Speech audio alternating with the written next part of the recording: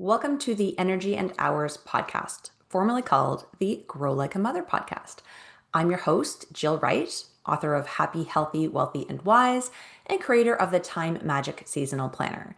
On this podcast, we talk about time and energy management tips that we can use to flow through our day in a way that feels more aligned. This podcast is for people who are living less traditional, non-linear kind of lives. It's for the moms who are home with the babies or homeschooling their kids. It's for those people who are working night shifts or part-time hours. It's for entrepreneurs and creatives and neurotypical people who just feel left out of traditional time management advice. We focus a lot on how to use cyclical energy, seasonal cycles. We talk about productivity, we talk about self-care, we talk about rest. It all comes together in what I like to say is time magic. And if you tune into these episodes week after week, you're going to get a half an hour punch of tools, tips, and strategy advice for you to go and implement right away in your day to make your life feel a little bit more like you and a little bit less stressful. So, welcome to the Energy and Hours podcast. Right quick before we get into this episode, I want to let you know that it is actually a re-air of an episode that I did with an ADHD time management specialist.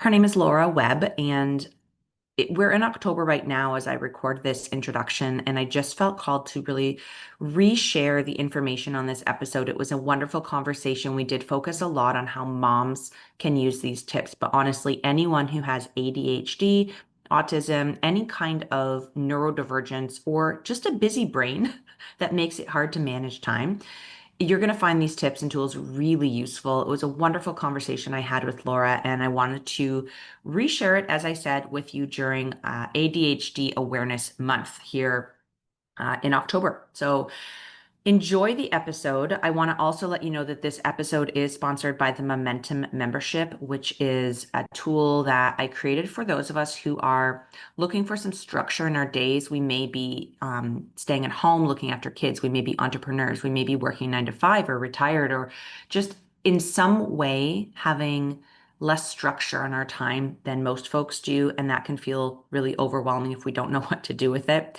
A lot of my clients were sharing this concern with me and sort of saying, I don't have a boss. I don't have anyone keeping me to task and to check in if I'm doing my stuff. And that would be really helpful. So I created a container where we do just that. Um, and if that sounds like you, I'd love to invite you to check it out on my website. I'll leave the link in the show notes as well.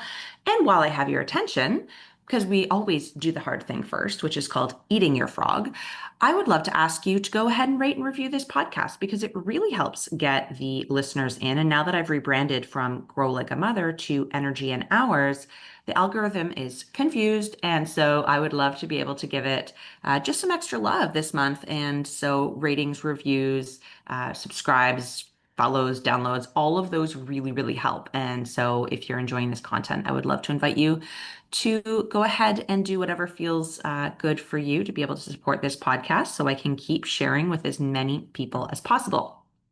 So without further ado, let's welcome Laura to the podcast on this re-air. And I hope you get so much out of this episode. Hit us up and let us know what were your favorite things that we talked about, favorite tools. And you can find all of the information, of course, in the show notes.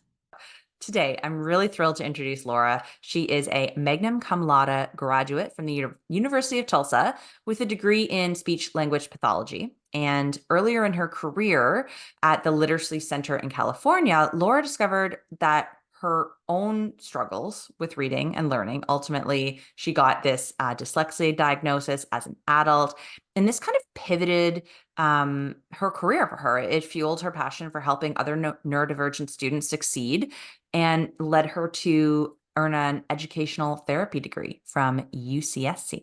So Laura opened up her own practice, extended her services to stroke and TBI patients, and she trains teachers in effective reading methods.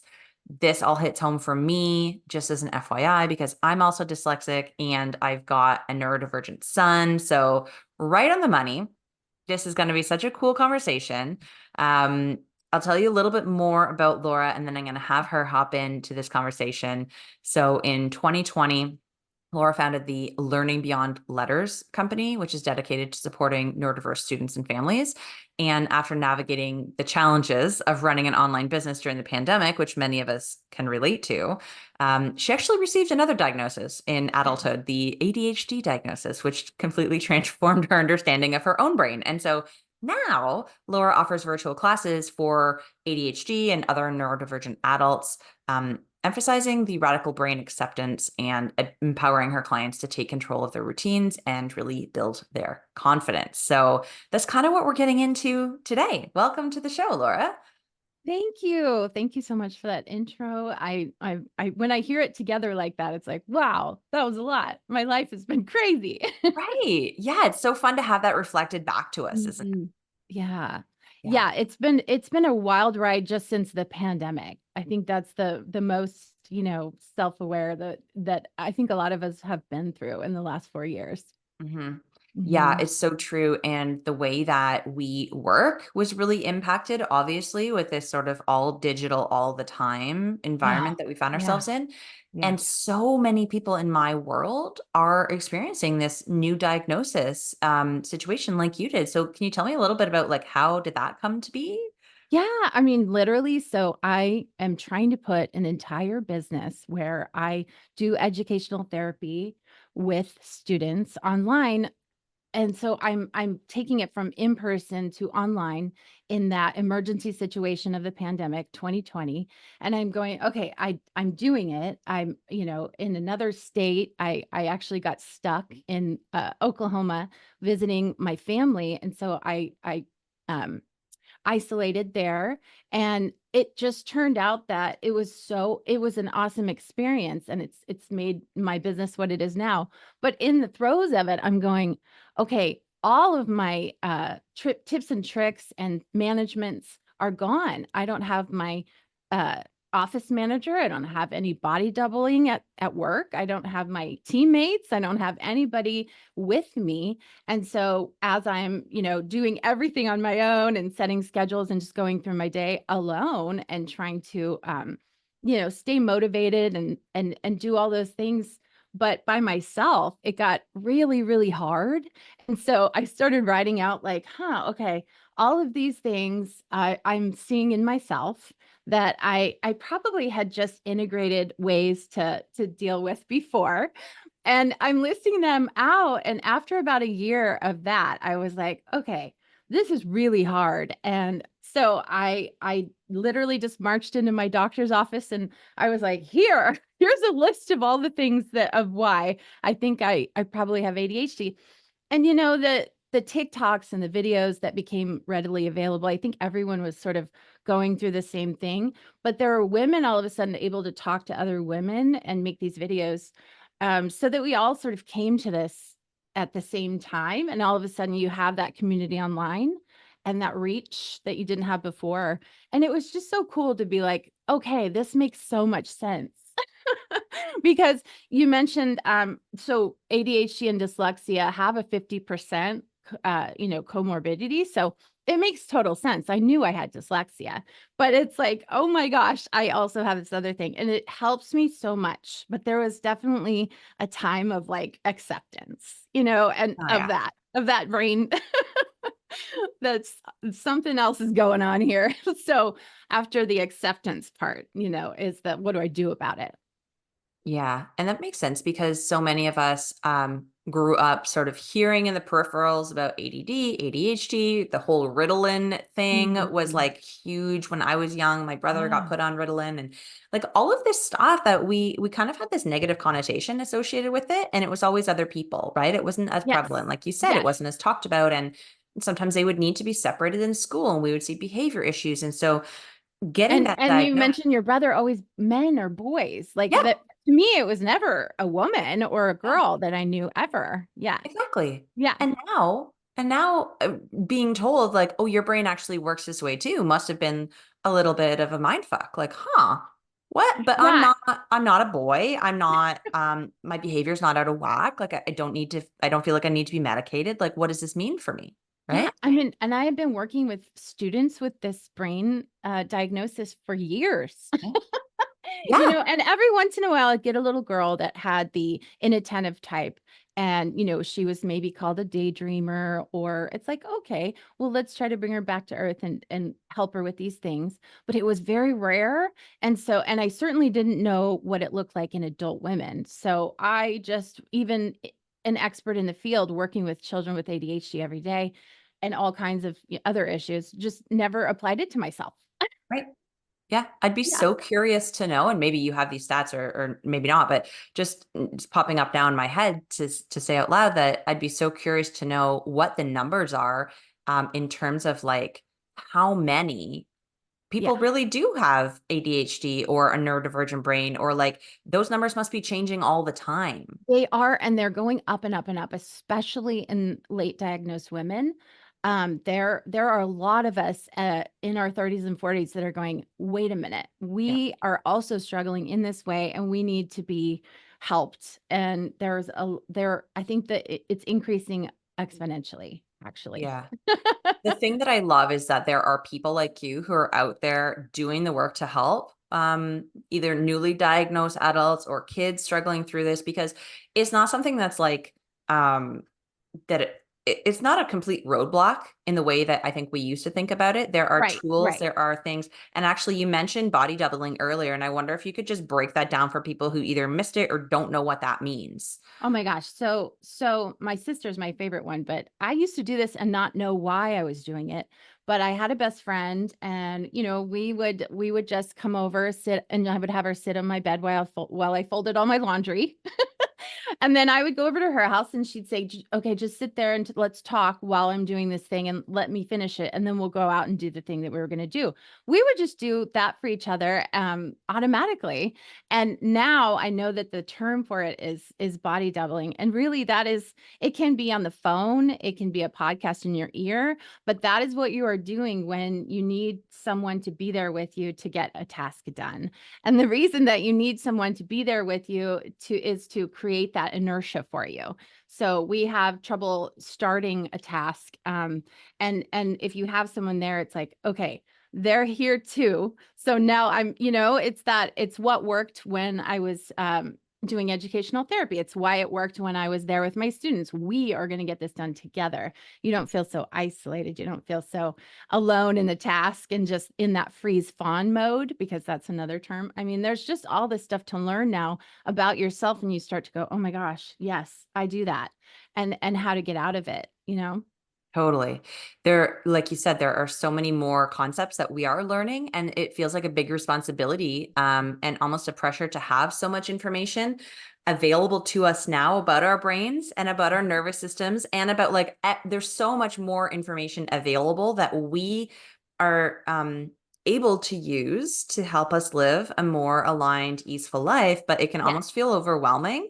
And like then you add in the extra layer of being a parent and being like, oh, okay, not only do I have all this information I need or I can use, you know, Right. to make my own life easier and better, but now I can also apply this to my kids and make their lives easier and better as they're growing. Exactly. And some even see in your kids, oh my gosh, that tip and trick that helped them could be applied to me as well. And then of course we all see reflected back in our kids, our own brains. And all of those tips that are coming out for the kids can also be applied to us, just maybe in a little bit of a different way. Yeah, totally. Yeah.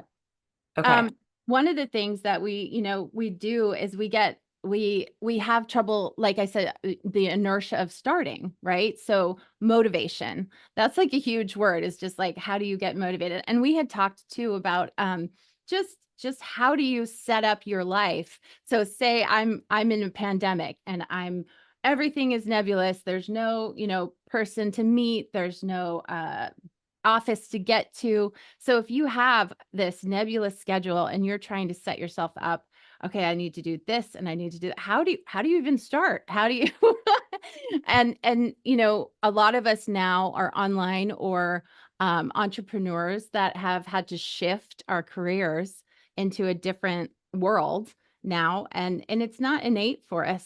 So just tips and tricks on how to do that. I have plenty of those because I just write one every time I hear one down and then I implement it in my own life and see if it Yeah. works. I love that. And I want to dive into those today because, as you know, and as the listeners are used to, like, we're really here to make sure that as you listen to this and you spend your precious time with us for a 20 or 30-minute podcast, that you can walk away with something that's going to make your life better. Like, Yes. it's not just information is power, right? As action is power. You need something to be able to take into your life to see a change. So I'm going to pick your brain on that, but I just want to quickly get your opinion on something. And then I want to get you to actually define ADHD for us before we dive in. Ooh, yes. But the first thing that came to mind that I think might be helpful for people is body doubling. In just to share an example of how it works for some of the women in my world, co-working is a really fun way to bring body doubling in because you can be virtually with other people doing work, like doing your own work, but you've got someone else there to provide that benefit of the body doubling. So like co-working is something that's great. And I use all the time in my online community. Like we meet once a week and co-work, and it's so fun for neurodivergent people and neurotypical people. So Absolutely. it kind Oh of my works both gosh, ways. you totally hit it. And that's why I do love now going to those co-working spaces and I rent Yeah, one and just go there sometimes because there are other people doing things there. exactly. But that's why I do have a group on Mondays where it's for anybody that needs, it's called the Squirrel Club, and Nice. it's for women that just need to hop on, and it's a work block. So it is fabulous. We do talk about tips and tricks that can help at the beginning and at the end, but most of it is just let's do a work block with breaks together. Hmm. I love that so Yeah. much. Oh my Yeah. gosh, it's so necessary in my life. If I don't have it on that Monday, I'm like, oh God, like Right. it's what I need. So that's why I do it. Yeah. Yeah. Yeah. Okay. Well, let's set the scene for these tips that you're going to give us with kind of a what is ADHD? What is ADHD and how would you think like, hey, maybe I do have that? I mean, I think for me it's so different than what it is defined in boys and men. So that hyperactivity sometimes can be there, sometimes cannot. There are three subsections. So attention, hyperactive. It's not a disorder though. I don't really like the actual ADHD letters and what they stand for. So, but it is either hyperactive, inattentive, or both, right? So it can be those three.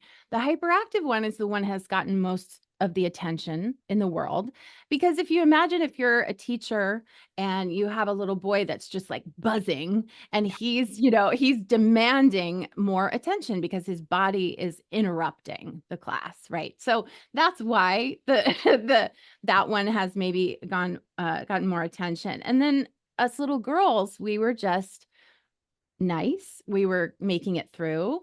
But for me, I was white knuckling it through. So that's unfortunate because of remaining, sweet and quiet, we didn't get the attention or to our brains and how they function and how we might have been struggling.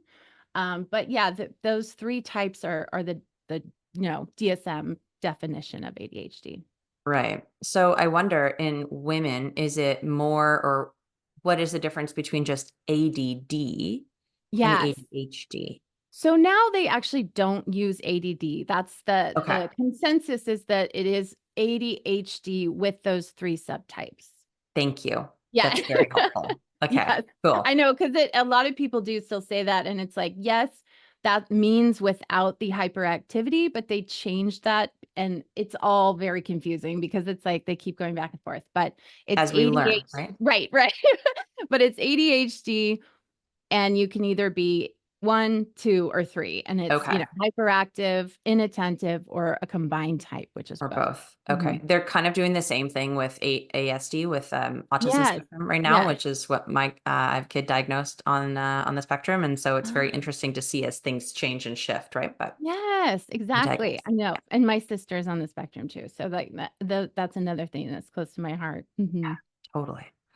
Well, let's get some tools to the moms who Yeah. are listening because, I mean, honestly, just in the past few months and maybe up to a year. I've had some people who are super close to me being diagnosed with ADHD and autism, and they're women and they are in their 40s and 30s and 50s. And it's like, okay, we need the tools. We Is need the this tools. real? Yeah. So, and the first thing is just to identify the shame. Mm, So there is a lot going on in your brain, and when you sort of deconstruct it and actually get a diagnosis, or even just self-diagnose, which I think is valid, um, you kind of go into this re-examination of your life of through a different lens. And I think that's such an interesting process. But it can be very exhausting to and emotional to do. So then when you move forward from that, it's about shame and how do I get rid of the shame and implement my tools. You know, that's the biggest hurdle, I think, because we have been told that, we're lazy, or why can't you just do it? Why can't you close the loop on that? And it's been a lifelong, if you're late diagnosed like me, it's been a whole life of being told these things or thinking them about yourself, even if someone wasn't directly, saying these bad things to you. You think them like, why can't I do that? Why do I push myself and stay up all night, pull on all-nighters, to get that project or that assignment done? Why do I have to do that to myself? And then you just keep beating yourself up. So there's a lot of letting go and just saying, okay, this is happening in my brain and this is what I'm going to do about it, instead of just shame spiraling. okay. So yeah, I mean, that's the first thing. And it's a pretty difficult, you know, process.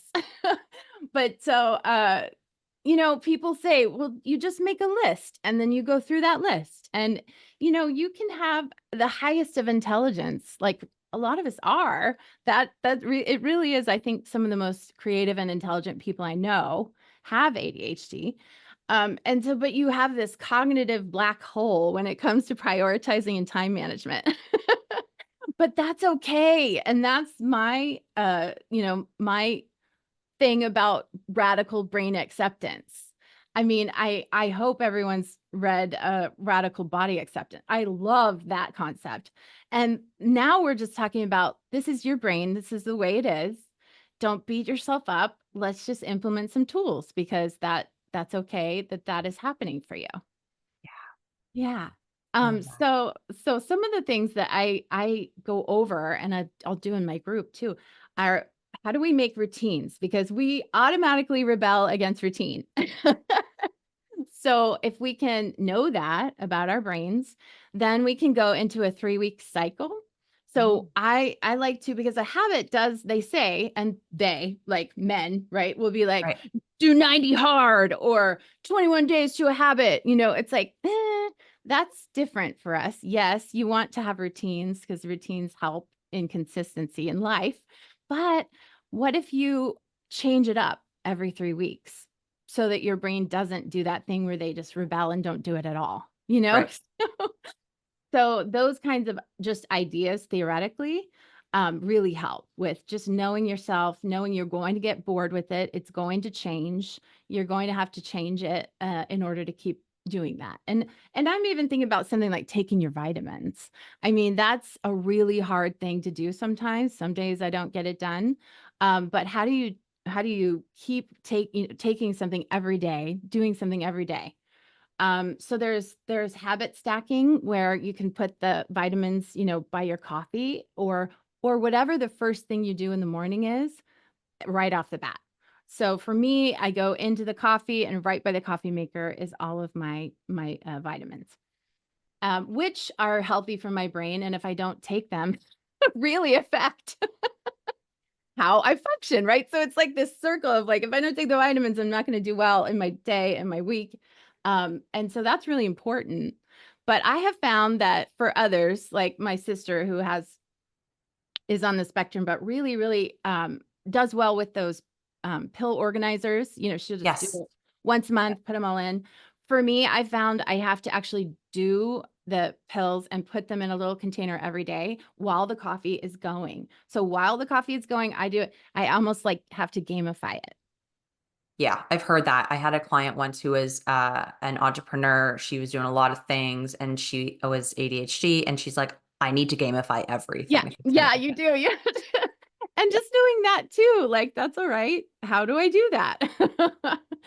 So, I mean, that way too. The other thing that I just as a practical tip for daily routine, oh my gosh, I when I started doing this, it's so helpful. I have 2 baskets. One has morning routine stuff, the other has evening routine stuff. You pull out whichever basket and you go through each of the things. Sometimes you have to buy 2 things, what if Mhm. you wash your face, you have to buy 2 and put it, but there's a morning and an evening one. And that is huge for me because I won't procedurally get through all of the things I need to do in my nighttime and morning routine if I have to like search for them all over the bathroom. I just need them in one place. I need to grab that basket and then do everything in the basket. Right. Like So, almost putting like it's a physical container, but it's also like containing all the things in one place so that you can just yes. go one place to get it. Yes, exactly. Love Exactly. that. That's a huge help for me. Yeah, and then, when we talk about sleep, that's always a huge problem for anyone, women in general, but for moms. And so, one thing that I do for sleep is when you're, at night on the couch, you can put one of those timers on your lamp and the lamp goes off Mm. automatically at a certain time. So that's a visual reminder to just be like, "Oh," because otherwise time is so nebulous, especially if you have dyslexia and ADHD, that the time blindness is real. So just having a visual reminder, it's not a buzzer, it's not an alarm. I mean, I don't really like those noises. So having just a lamp go shut down. It's time to shut down.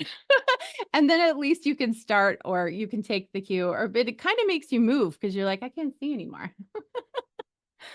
So you go to the bedroom or maybe start your routine. So I love that one. But and then when we're talking about organizing your day, organizing your week and calendar stuff, I don't know if you want to dive into that, but that's Definitely. the main that's the main hard part as an entrepreneur, as someone who has a nebulous schedule that you just have to design your own. And that's awesome freedom, but it's also a lot.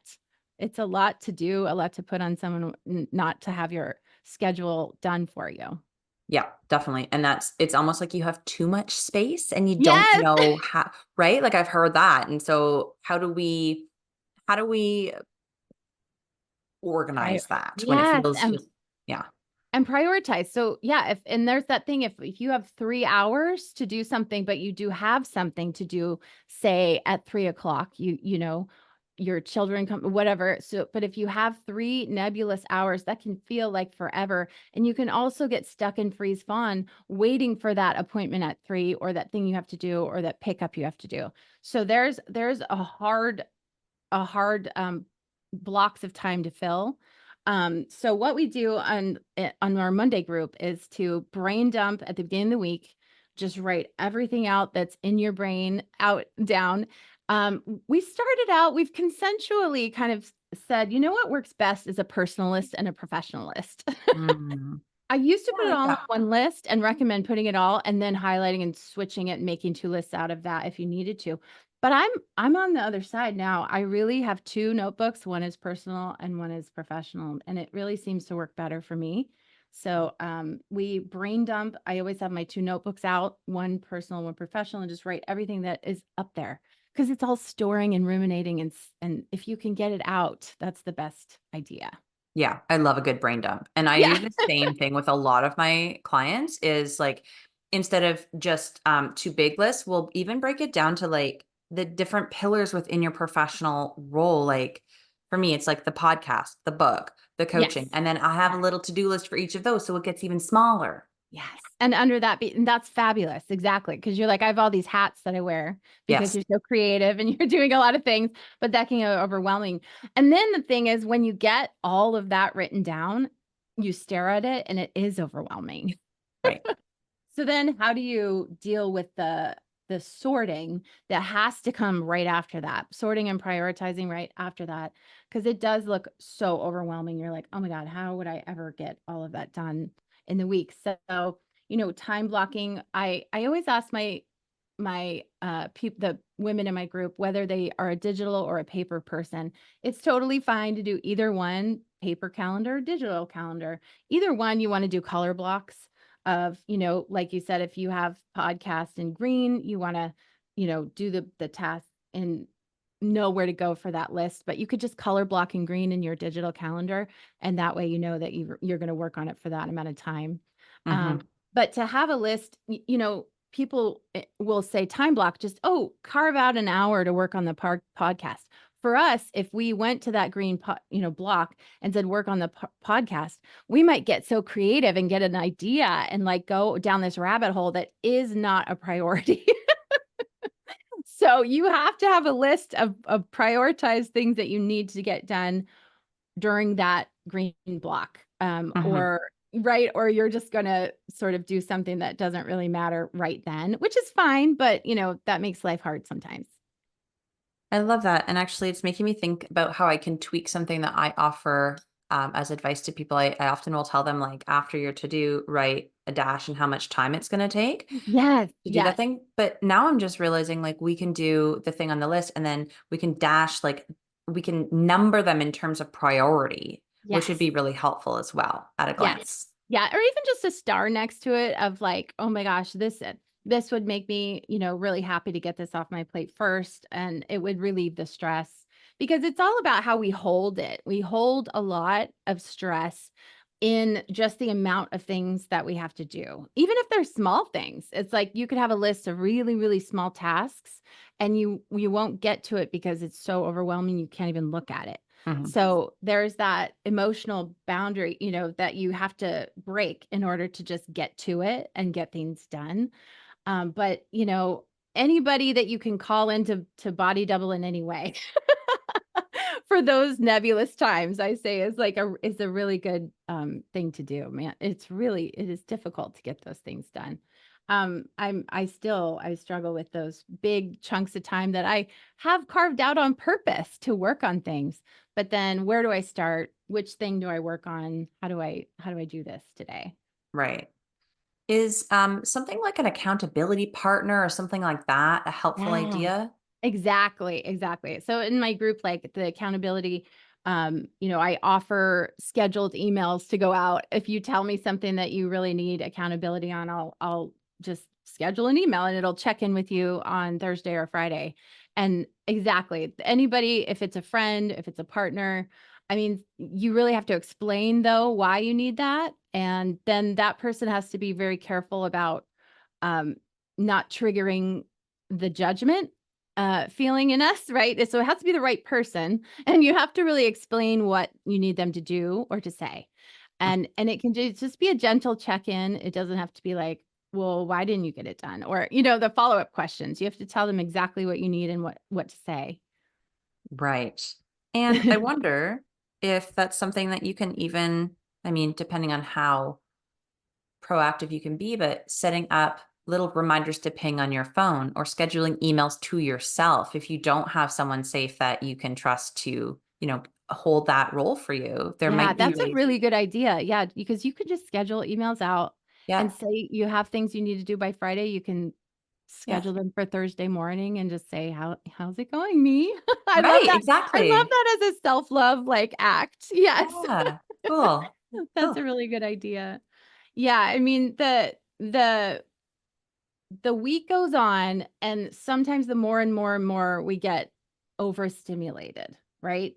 So I'm going to just talk really quickly about overstimulation. You're in it, you've got all these time blocks, you're doing all these things, we're so busy, we're just going hard. And so if you're overstimulated, that is something to really notice in your body, and a lot of us don't know how to notice it because we push through it. Yeah. Right? That's just how we've been our whole lives because we know that there is something going on with us, but we've sort of repressed it. And now that we have this diagnosis, there's a whole other way of thinking of, oh, I'm overstimulated. How do I deal with this?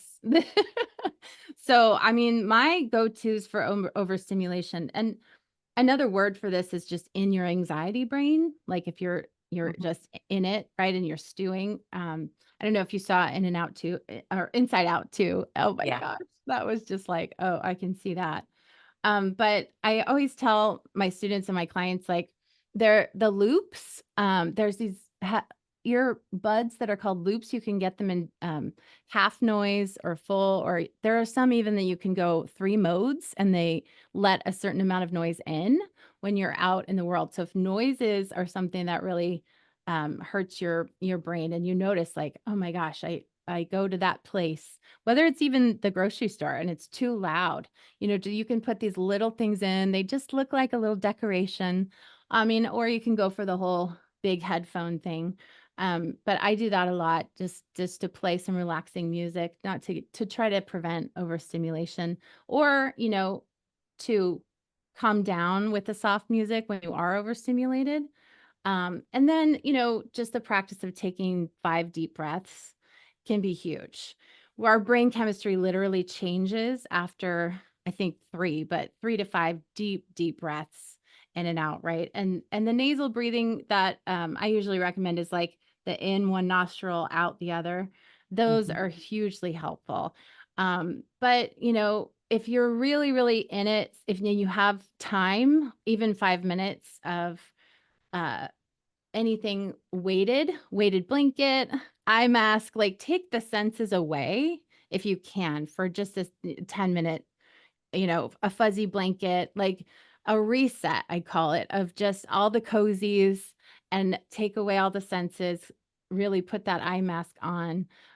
Those are really helpful for me. And then my sister, she does this more than I do, but she'll take an ice pack and put it onto her vasovagal nerve, which is on your chest. So you can take any kind of ice pack and just put it right in the middle of your chest where your sternum is, and that literally is going to take you out of your anxiety brain really quickly.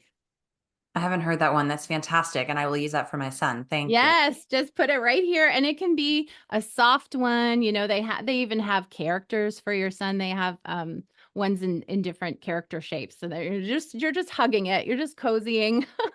Yeah, I love Yeah. it. Mhm. These are so helpful. Thank you for all of the wisdom that you shared. I've taken 100 notes, and I'm sure that everyone listening is the same. This has been so valuable. Good. And I want to make sure that people know how to stay in your world and join your Monday, time blocking Yes. and just continue to learn from you. I know that recently you've been through some summits. We're recording this before the summits, but it will come out after the summit. So there's information on Yeah. your website. Like, where do we send people? There's all kinds of information on my website. So I'm at learningbeyondletters.com, and my email, my contact, everything's on there. You can book a consult on there. I have a 20-minute free consult, and I just want to direct you to, anything that you might need. So I'm a dyslexic reading specialist, and I work with all kinds of kids online, and also in the Tulsa, Oklahoma area. I do in person some. I'm back to like kind of a hybrid, which is really fun. I love it. But the other things on there are my parent classes. So in addition to, I'll go through it, like Squirrel Club is on Mondays, and it is at noon Central Time, 10 Pacific, which I think for you would be in between there at 11. But Yes. it's an hour and a half, and it's just a fabulous community of, here's some tips and tricks, and here's how we're going to get through the week together. And then the parent classes are the end of October and the end of November. And one of them is actually on. So, say you have these troubles with ADHD, and if you need help with how to transfer that to your teen or preteen, it's called momentum. And that is like, how do you help your child create momentum and keep it and implement some of these systems for school? Like they, if they're struggling with this, and especially if it's around for middle school age, they're Yeah. struggling with all of these things. They're starting to feel that pressure of assignments due. That's what I want to do for momentum. And then there's another one that is the stages of struggling readers, because that was something that I struggled so hard with and overcame. So I just think that all of that information, and it's all on the website, and you can contact me directly on there too if you just have any questions. Yeah, beautiful. And I would encourage, if you're listening, to reach out to Laura on Instagram or LinkedIn or wherever and Yeah, it's all the things. I got all the things. yeah, let her know that you heard about her here and let her know what really landed, what tip you're going to take, like as a